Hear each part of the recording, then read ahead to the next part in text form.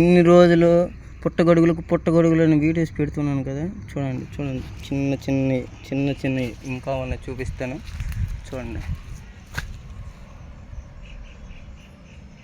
ఇగో చూడండి, ఇంకా లాంగ్లో ఉన్నాయి, చూపిస్తాను జూమ్ చేసి. చూడండి ఇలా ఇంకా ఉన్నాయి.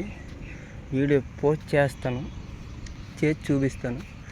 అంతవరకు కొంచెం నేను మొత్తం వీడియో తీసాను కదా, చూడండి. ఇప్పుడు దాకా ఏరినవి చాలా ఉన్నాయి సంచిలో. చూడండి బోల్డ్. ఇంటికి వెళ్ళి ఫుల్ వీడియో